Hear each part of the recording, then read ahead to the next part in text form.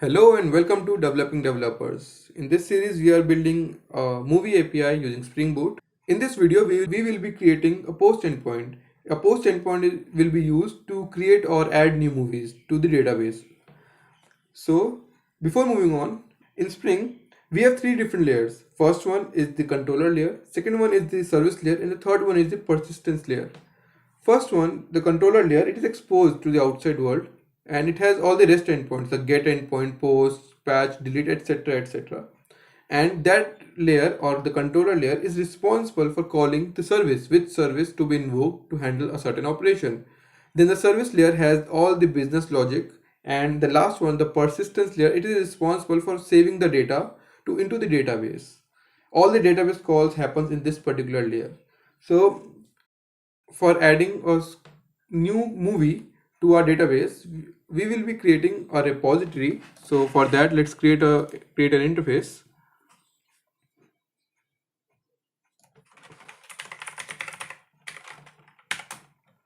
We can name it movie repository. It's not a class, it's an interface. So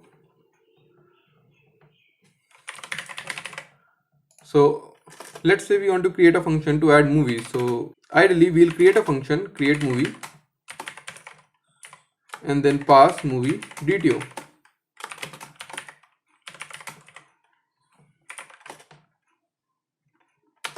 And that's it. So for other functions, like if you want to get movie, so it will be get movie and we can pass the ID and so on and so forth, right? These are all the CRUD functions. Like first one is create, then read, then update and delete. So these are very common functions, so you don't have to create them on and on again. What you can do is you can instead extend this interface to a CRUD repository interface. And it needs two things. It is a generic interface. It needs two things. First one is the entity. So our entity is movie, and the type or the data type of the ID, the primary key. So for us it's integer. If your primary key is a string, so you'll say string over here. For now it is fine. If you don't know what is the data type of your primary, you can just go to the movie data class and check the variable, the data type of the variable which has this ID parameter, ID annotation. And for me it's ID. For me it's int. So moving on, it has all the functions that you need for the CRUD operation. That is save, that is the create function to save an entity. Then save all, you can pass an iterable, that is a collection you can pass. Then find by ID is there to get, exist, find all, count, delete by ID, and so on and so forth. So all your functions are done. The Spring is smart enough, and once you will build the application, it will create an implementation for this particular class. You don't have to do anything for the repository part. Now moving on to the service layer, it will hold the entire business logic. So for that, let's first create a package service. In that package, we can create a movie service. Again, it will be an interface, and you can add a function create movie. It will take movie DTO, and that's it. The create spelling is incorrect. Okay, all you need to do is implement the interface. Once you implement the interface, you have to call the repository. So the question is how you will connect these two layers. Like service layer is a different layer and the repository layer is a different layer. So what we do is we will auto wire it. We will inject the dependency of our repository layer. We'll inject the repository into the service layer. Spring Boot has beans. It will create a bean of this particular class, this particular interface as movie repository, and you can inject those beans in your classes. So the creation of the object is handled by Spring Boot using beans. So for that, I'll just create a variable private val,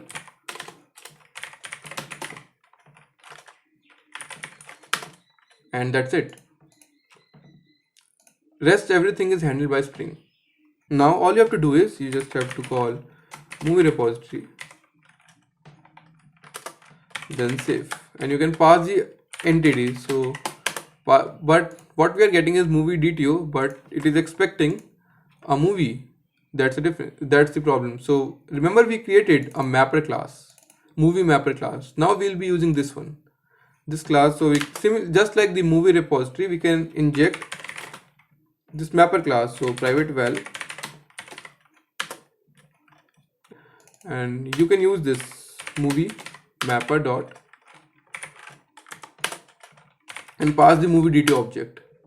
Now we have to do one more thing.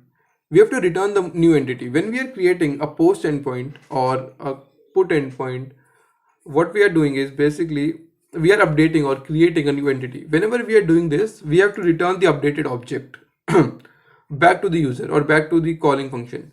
For that, we have to return this movie DTO. This will show an error because there is no method.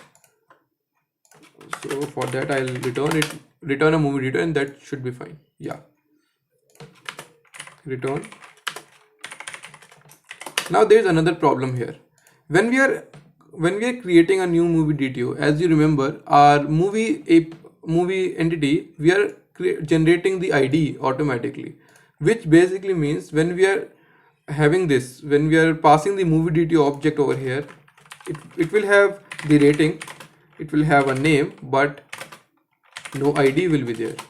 So how will I get the ID?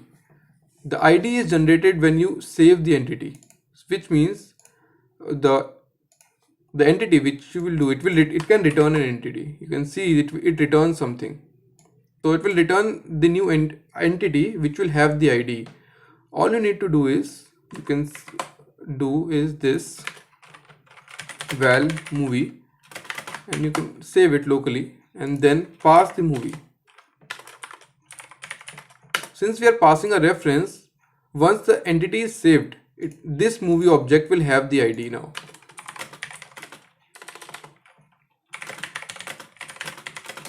It will have an ID, but our movie DTO doesn't have an ID. So what we can, there are two things. You can either set the ID manually that you can get, or you can simply call our movie mapper and from entity and pass the updated object. So this one doesn't have the ID and this one has the ID, and that's how you can do it. I'll remove the comments. Now the next thing is, how will we know that if the ID is there or not? Because we are saving it. If you pass the ID, let's say you pass movie ID, movie with an ID. Now let's say ID is 25. Okay. So instead of creating a new movie, it will update the movie. Like if any entity is there which is having a 25 ID, that particular ID is updated. I'll show you this example in a minute, but before doing that, I'll do the REST endpoint. Just hold back to this one. So let's create a REST endpoint. For that, I'll create another class in web.rest.movie resource. Then we'll create a class. Just like before, we'll inject the service over here.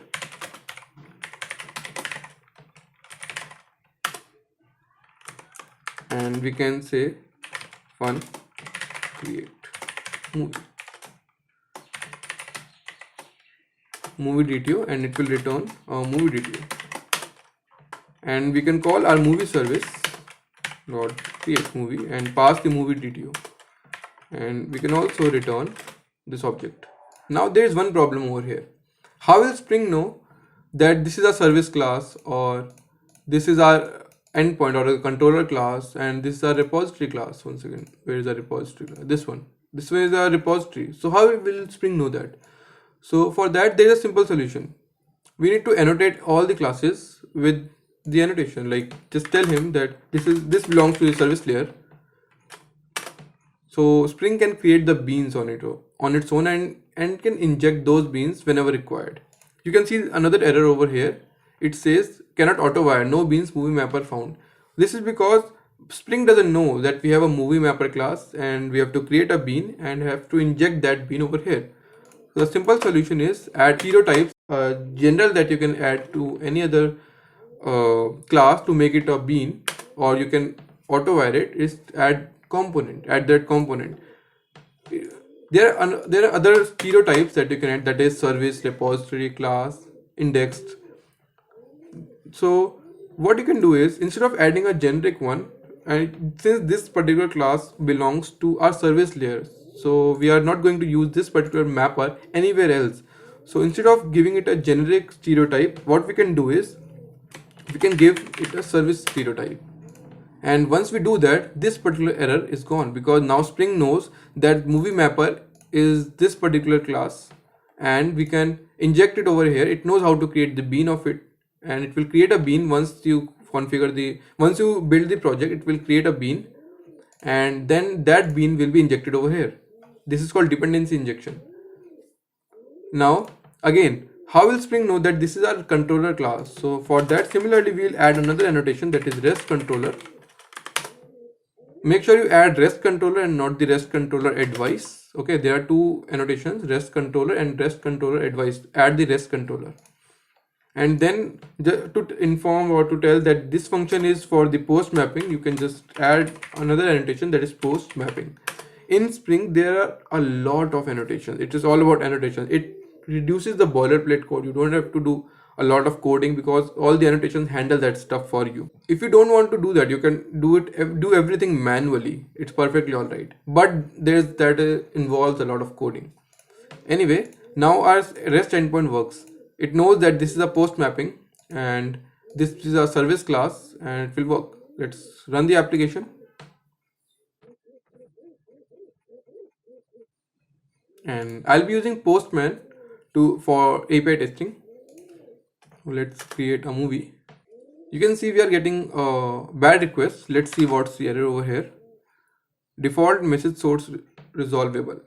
Basically, it's saying that it doesn't know how to map the incoming how to map the values for this movie DTO. Obviously, you can pass values as path variables. If I pass it over here, it's a path variable. I can even pass it like ID as this.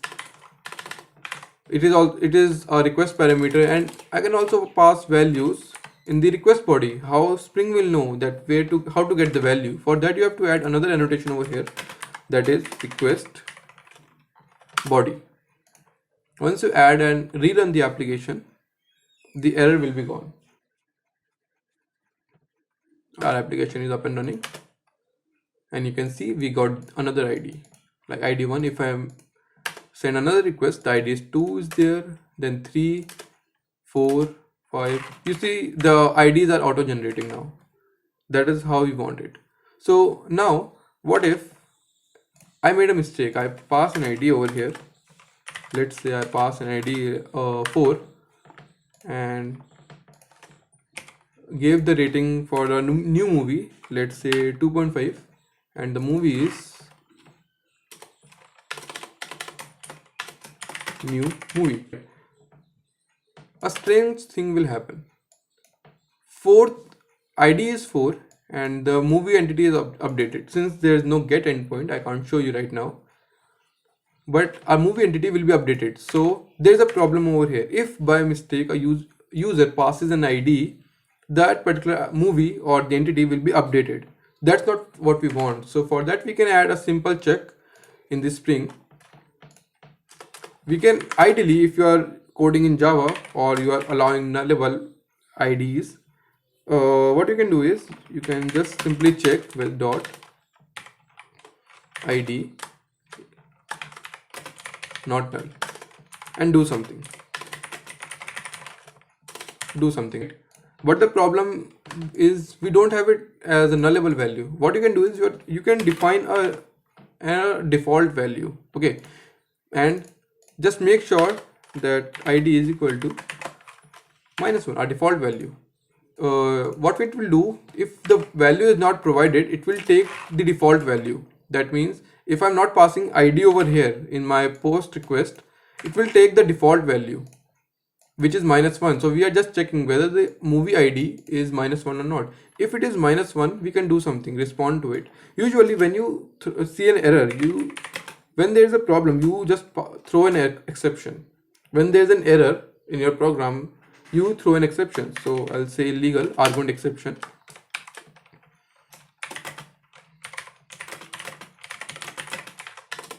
null or -1. This makes sense. Now all we have to do is handle this exception. Just add a try catch block. Move this to a try catch block. You can catch it, pass it.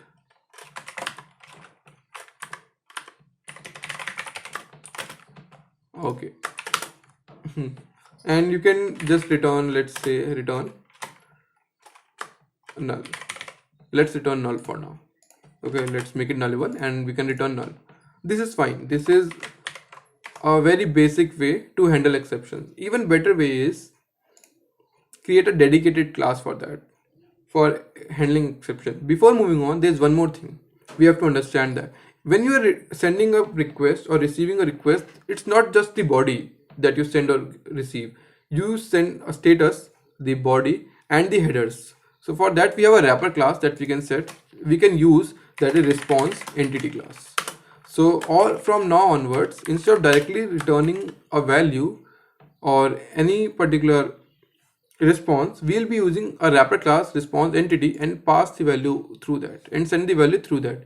So refactoring is very simple. Response entity, and it takes multiple combination of parameters. We'll be using the second one, send the body and the status. The body is our movie object that we are getting from the service class, and we'll set status http status dot created, because we are telling that the value is created. The http status created is nothing but 201. If you don't know, you can just open it and you can see all the status. You can check the code for that. Now again, for this we can say response entity, the value can be null, and then the http status is bad request. This is fine. This is perfectly all right. And if you want to test it, just rerun the application and it will take some time to build. Running, let's do it.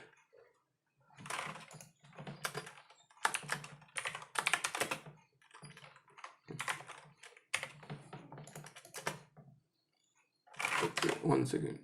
Oh, I made a logical mistake. If it is not is equal to -1. Now let's send a request. You can see nothing is coming back, null is returning, and this is fine. This is our post endpoint, very simple post endpoint. And one more thing. Oh wait, I created our sample get endpoint. Let's remove that point.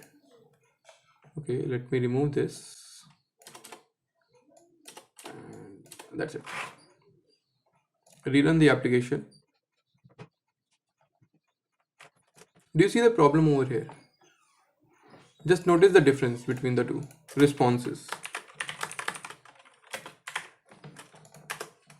You see, over here we are getting null, but if I send a get request, we are getting a status, timestamp, error message, what is happening. So that's how you return error, and not just by sending null. So for that we have to create a dedicated class to handle all our exceptions. You can go the easier way, that is just add a method exception handler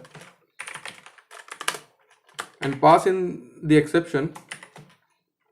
Let's say legal argument exception class,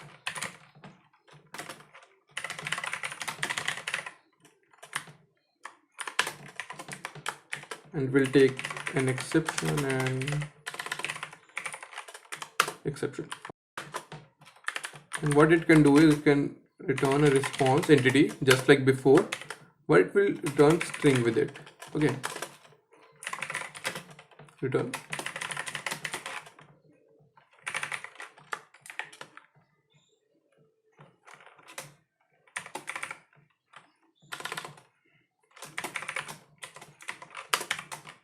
Dot bad request. There is a problem with spelling response entity. Alright, this is one way of handling our exception. It will work just as expected. it will return a void and it will handle an exception. If we do this, we don't need a try catch block. Whenever the exception is there, like whenever an exception is thrown, this method will be called to handle our exception. But if we do this, it will just violate our single responsibility principle, because this is a source class and resource class, and it is responsible for having all the get endpoints and not handling our exception. For that, we can create a simple class just for handling our exceptions. So in the utils package we can create exception handler. Now we can move that particular function from there over here. And just to inform that Spring, this class unit is responsible for handling the exception. We can annotate it with REST controller advice. This will handle all our exceptions. There's one more thing. There's difference. If you'll run this, what you'll get an empty body. Okay. Not this. Again, you'll get a void or null. But the problem is we need to, for a good API, we need to send a proper entity which has timestamp, status, the error message, and what happened, so that the user or the client knows what is going on. So simply what you can do is you can just create a package over here which exceptions, and create a data class in that. So API error. For the easier part, we can move this exception handler class into the exception package, and this API error will have one thing. It will have all the attributes like the timestamp, then the status, and the error message. So we can do that. We can just pass val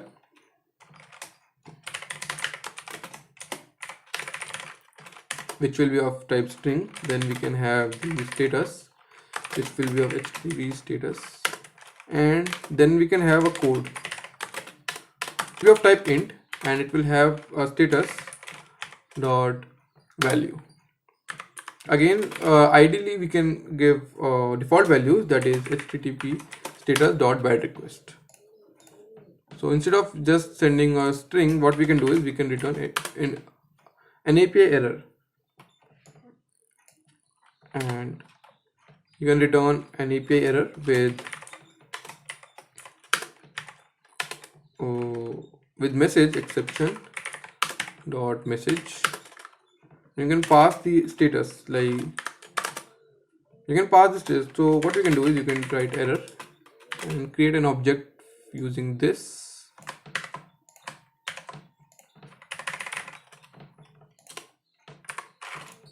You see error and error dot status. This works fine, but there's a problem over here. The value is nullable, but we are passing not nullable. You can do two things. You can give a default value over here. If the value is null, then then set the value not null, or you can set a default value, or you can pass, if the value is null, you pass the value over here. Whatever suits you works fine with me. What I like to do is I like to create this as a private variable, and I create another variable inside it, that is val message and of type string, and create a get method like this. So if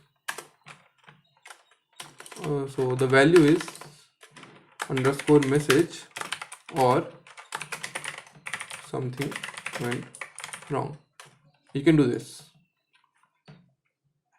So this basically means if this value is null, if this message is null, it will have something went wrong as the message. That is the basic idea over here. This is one way to do it. I like this way, so you can do it like this, or you can just instead of making it a private variable, what you can do is you can send the value as something went wrong over here. But whenever you create any other API error object, you have to pass this particular default value or not null value all the time. So it is up to you, it's your choice. Anyway, this method will only handle illegal argument exceptions. So if you have any other exception, it won't handle. So for that, what you can do is, instead of handling illegal argument exception, you can replace it with exception class. It will handle all the exceptions. So you can say general exception handle. Though this is basically general exception handler. What I like to do in my application, or you should do it, you should make your own exceptions. So a custom exception you should make. So for that, all you can do is you can create another class for our movie exception class. It should be a class and it will have exception. It will override exception and have a message. For that, we can just override val message of type string, and that's fine. And we can create another exception handler. Just copy it and create a movie exception. Okay, and the value, this should be movie exception handler. This is fine. This is how you handle exceptions. Just rerun this application. Let's send a post request with an ID 20. You can see status, code, and the message is over here. That's it for this video. In next video, we'll create a get endpoint to fetch the values from the database. Thank you for watching the video, and don't forget to like and subscribe. Goodbye and happy coding.